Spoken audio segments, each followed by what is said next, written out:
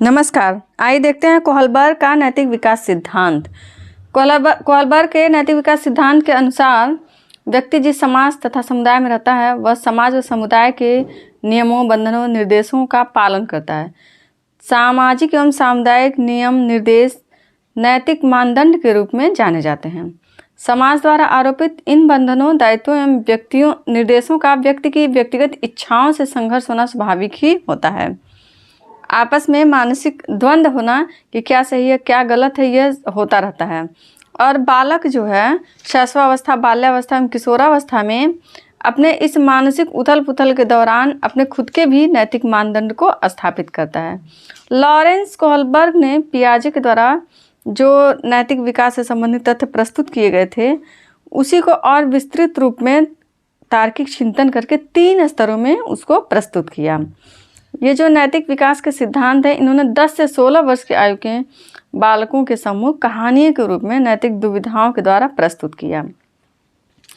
आमतौर पर बालक बालिकाओं में हम सभी किसी उदाहरण के द्वारा, किसी कहानी के द्वारा, किसी घटना के द्वारा ही सही एवं गलत यानी कि नैतिक नियमों की पहचान कर पाते हैं कि क्या किस परिस्थिति में क्या सही होता है और क्या गलत होता है। नैतिक विकास के इन स्तर में, इन सोपान में सबसे पहले आता है पूर्व परंपरागत स्तर।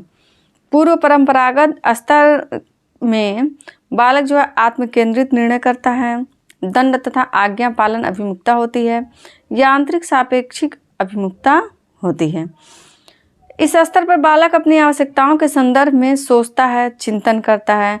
उसके अंदर नैतिक दुविधाएं भी चलती रहती हैं कि वह उसको कोई कार्य करने से, कोई डिसीजन लेने से लाभ होगी कि हानि होगी कि क्या होगा। वह अच्छे और बुरे कार्यों के रूप में उनकी पहचान करने की कोशिश करता है। इसीलिए पूर्व परंपरागत स्तर पर यानी कि बाल्यावस्था में उनके निर्णयों में आत्मकेंद्रिता की भावना होती है, ईगोसेंट्रिक जजमेंट होता है।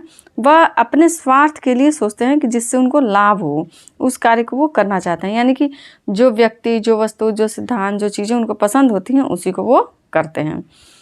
पूर्व परंपरागत स्तर में ही आत्मकेंद्रित निर्णय के बाद आता है दंड तथा आज्ञा पालन अभिमुखता। इस अवस्था में बालक जो है वह किसी कार्य को बिना सोचे समझे केवल बड़ों की आज्ञा से, यानी कि बड़े कह रहे हैं तो सही ही होगा, जैसे माता पिता, अभिभावक, शिक्षक बड़े कह रहे हैं तो सही ही होगा, बस उसी के आधार पर उस बात को मानते हैं। और उन्हें यह भय भी रहता है कि अगर हम उनका आज्ञा पालन नहीं करेंगे तो अच्छा नहीं लगेगा और हमें दंड भी मिल सकता है। तो इस आधार पर भी वह उस कार्य को करते हैं और आज्ञा को मानते हैं। यांत्रिक सापेक्षिक अभिमुखता के तहत इसमें बालक जो है अपनी आवश्यकताओं की पूर्ति तभी करना चाहता है जब वह उसको करने में समर्थ होता है और वह अपने खुद के लाभ से प्रोत्साहित होता है और वह अपने प्रति, या यूँ कहिए कि सभी के प्रति अपने निष्ठा के, समर्पण के भाव से किसी कार्य को करता है। यानी कि वह प्रत्येक व्यक्ति में स्वयं को देखता है और सोचता है कि हमें जैसा लग रहा है वैसा उनको भी लग रहा होगा। और इसी दौर में सहयोग की भावना, सहायता की भावना भी विकसित होती है। और इस पूर्व परंपरागत स्तर में ये जो बालक होते हैं यह दंड के भय से और सहयोग की भावना से कार्य को करते हैं, बात को मानते हैं और उनका जो नैतिक विकास जो है इन्हीं के इर्द गिर्द घूमता रहता है। सेकंड स्टेज है परंपरागत स्तर, कन्वेंशन लेवल। इसमें परस्पर एकरूप अभिमुखता आती है। इसमें बालक जो है अच्छा बनकर, मतलब खुद बहुत अच्छा सबकी नज़रों में बनना चाहता है और वह प्रशंसा को प्राप्त करना चाहता है। वह सोचता है कि हम ऐसा कार्य करें जो सबकी नज़रों में बहुत अच्छा हो और सब लोग मेरी तारीफ़ करें, कहें कि यह बहुत अच्छा बालक है, बहुत अच्छी बालिका है।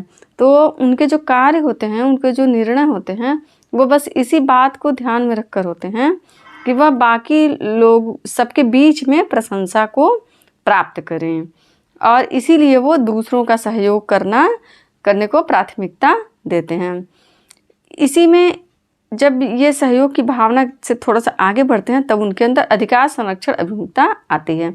यानी कि इस सोपान में बालक जो है सामाजिक दृष्टि से स्वीकृत नियमों तथा दायित्वों के अनुरूप कार्य करने की भावना से प्रेरित रहता है। वह केवल सहयोग की भावना ही नहीं रखता, वह केवल अपने आप को अच्छा नहीं दिखाना चाहता, वह व्यापक रूप में सबको ध्यान में रखते हुए कि सबके लिए क्या अच्छा है उस कार्य को वह करना चाहता है।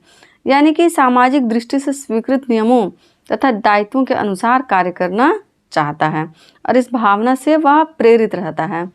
इससे उसे समाज में प्रतिष्ठा प्राप्त करने की, सामाजिक प्रतिष्ठा प्राप्त करने की उसको लालसा होती है और वह यह ध्यान रखता है कि उसका आचरण जो है सामाजिक व्यवस्था के अनुकूल हो, ताकि ये जो सामाजिक प्रतिष्ठा है उसकी मेंटेन हो, दिन प्रतिदिन वह बढ़ती रहे।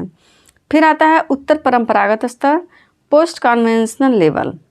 नैतिक विकास के इस तृतीय एवं सर्वोच्च स्तर में बालक उन नैतिक नियमों तथा नैतिक सिद्धांतों को परिभाषित करने के स्पष्ट प्रयास करता है जो सामाजिक दृष्टि से जरूरी होते हैं और लीगल होते हैं, वैध होते हैं, तथा जो पारंपरिक नियम कानून चले आते हैं भले वो उनसे भिन्न हों, लेकिन वो सामाजिक दृष्टि से वैध और उपयोगी हों और वो उनके अंदर खुद डिसीजन लेने की और अनुसरण करने की भावना भी होती है।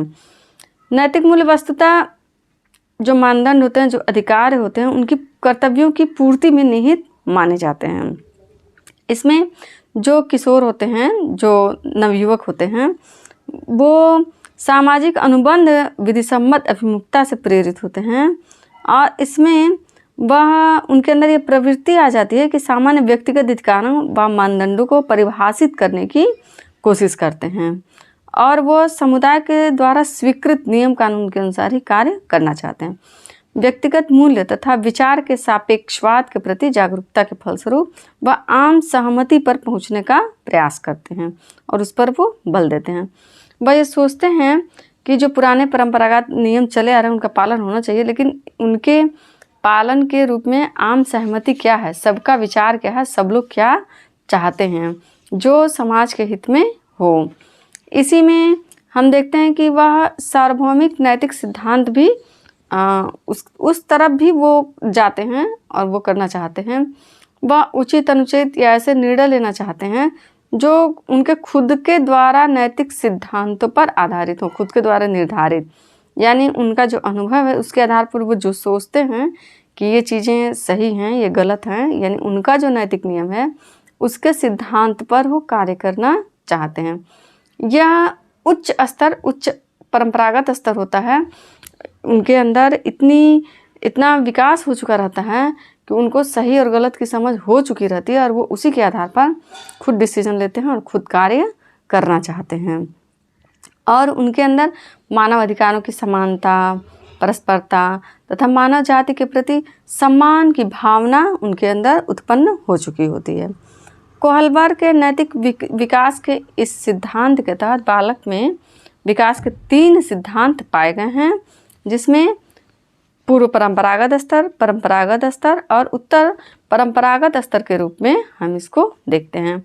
कोहलबर्ग का नैतिक विकास सिद्धांत जो है बालक में मानवीय मूल्यों के विकास के लिए बहुत ही महत्वपूर्ण है और इसकी जानकारी जो है प्रत्येक शिक्षक को होनी चाहिए।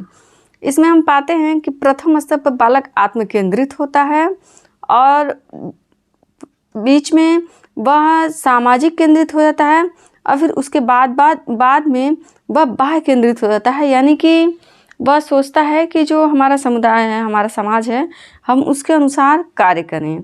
पहले तो वो केवल खुद के लाभ के लिए काम करता है, फिर बाद में वो प्रशंसा पाने के लिए काम करता है, फिर बाद में वो सबके विकास के लिए सबके बारे में सोचकर वो कार्य करना चाहता है। भले वह खुद के नैतिक विकास जो है विभिन्न तथ्यों में विभिन्न कारकों से प्रभावित भी होता है, जिसमें स्वास्थ्य जो है सबसे अहम भूमिका निभाता है। जैविकीय कारकों के अंतर्गत स्वास्थ्य एक ऐसा कारण होता है जो बालक पर सबसे ज़्यादा प्रभाव डालता है। यदि बालक प्रसन्न रहता है तो किसी भी नियम, कानून एवं अनुभव का वह अलग तरीके से सीख अर्जित करता है। लेकिन अगर बालक अस्वस्थ है, बीमार चल रहा है, तो उस दौरान उसके साथ जो व्यवहार किया जाता है उसका अनुभव वह दूसरे तरीके से लेता है।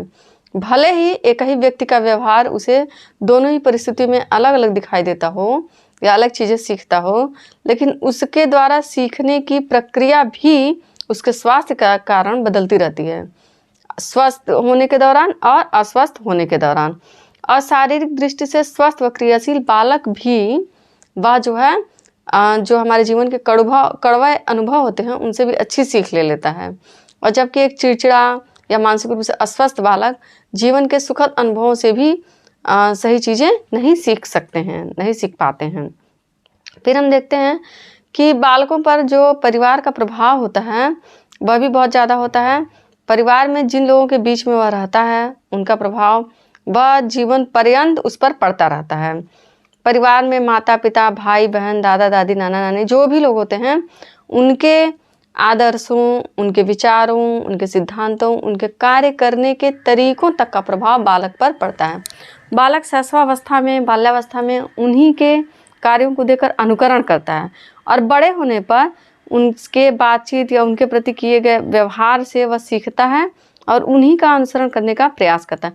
जब धीरे धीरे उसकी खुद की थिंकिंग डेवलप होती है तब वह सही और गलत में भेद कर पाना सीखता है, लेकिन उसके अंतर मन पर उसके परिवार के सदस्यों का या परिवार की कार्यप्रणाली का व्यापक प्रभाव जीवन पर्यंत पड़ता रहता है। फिर जिस लोगों के बीच में रहता वह केवल परिवार के सदस्य ही नहीं होते, वह परिवार के बाहर के आस पड़ोस के विद्यालय के समूह भी होते हैं, ग्रुप, जिसका प्रभाव भी बालक के व्यक्तित्व पर बहुत ज़्यादा पड़ता है।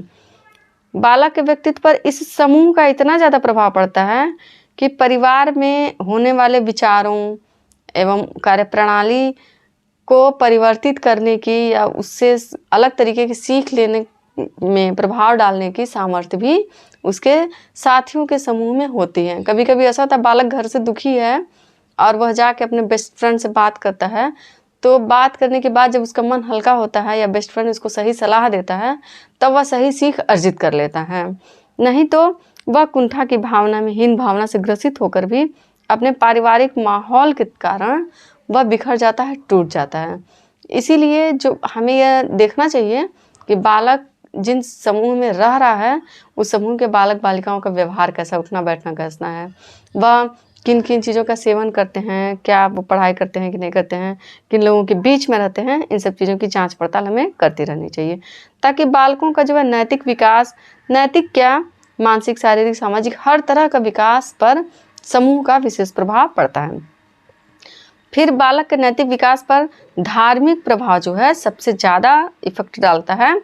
वैसे चूँकि सभी धर्म एक ही हैं और सभी धर्मों का सार भी एक ही है, सभी धर्म जो है हमें कर्म करने की प्रेरणा देते हैं, सहयोग की भावना सिखाते हैं, लेकिन फिर भी जो धर्म के अनुसार जो विचार होते हैं, जो कार्यप्रणाली होती है, जो कर्मकांड होते हैं, उन सब का बालक के व्यक्तित्व पर प्रभाव पड़ता है और उन्हीं में से नैतिक विकास भी एक पार्ट है और नैतिक विकास पर धर्म का एक विशेष प्रभाव होता है।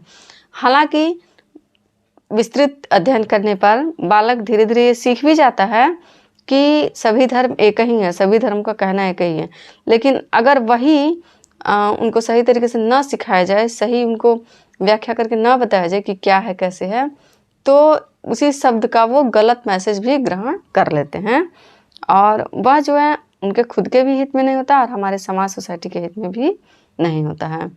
इस प्रकार हम देखते हैं कि बालक के नैतिक विकास पर स्वास्थ्य, पारिवारिक प्रभाव, समूह एवं धार्मिक प्रभाव बहुत ज़्यादा पड़ता है।